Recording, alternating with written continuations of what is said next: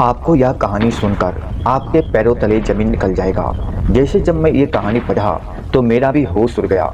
आखिर रावण ने अपने बहू के साथ ही बलात्कार क्यों किया?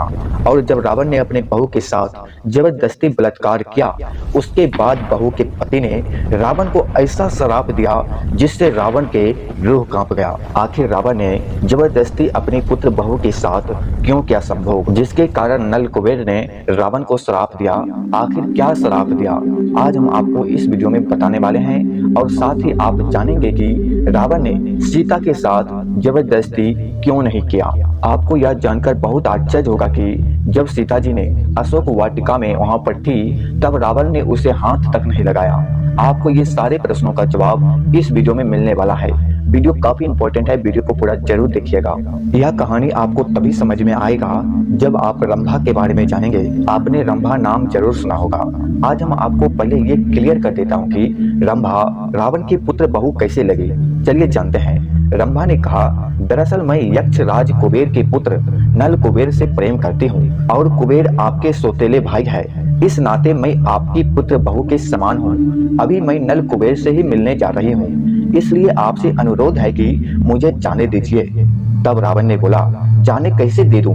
रावण ने चीढ़कर कहा और फिर उसे बलपूर्वक रंभा का हाथ पकड़ लिया। तब रावण ने बोला, मैं रावण हूँ जिसके समक्ष देवता भी सिर झुकाए खड़े रहते हैं, फिर भी मैं तुमसे प्रेम की याचना कर रहा हूँ और तुम मेरा अपमान करके कुबेर के पुत्र के पास जाना चाहती हो।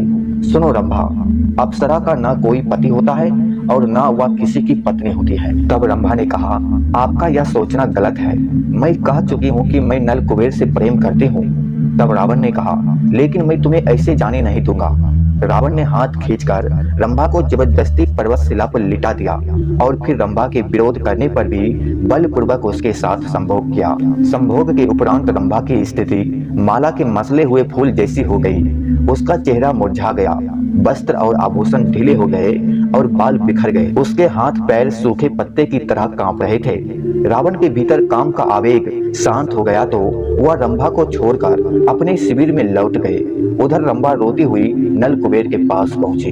इसके बाद जो हुआ आपको यह जानकर रोंगटे खड़े हो जाएगा। रंभा ने नल कुबेर से कहा, मैं निर्दोष हूँ। मैंने रावण को यहाँ तक कहा कि मैं उसकी पुत्र बहू के समान हूँ, किंतु उस कमीना ने मेरी इच्छा के विरुद्ध मेरा बलात्कार किया। रंभा की बात सुनकर नल कुबेर की आंखें क्रोध से लाल हो गई। उसकी भुजाएं फड़कने लगी।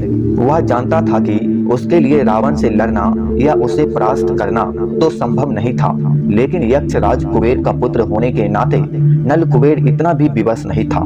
नल कुबेर ने हाथ में जल लिया और विधि पूर्वक आचमन करके कहा, रंभा, उस कमीना और धूर्त रावण ने जबरदस्ती तुम्हारे साथ बलात्कार किया है।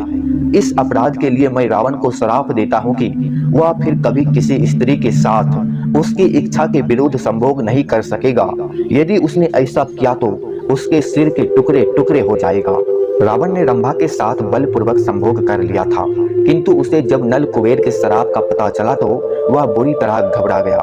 उस दिन के बाद रावण ने पर स्त्रियों के साथ बलात्कार करना छोड़ दिया।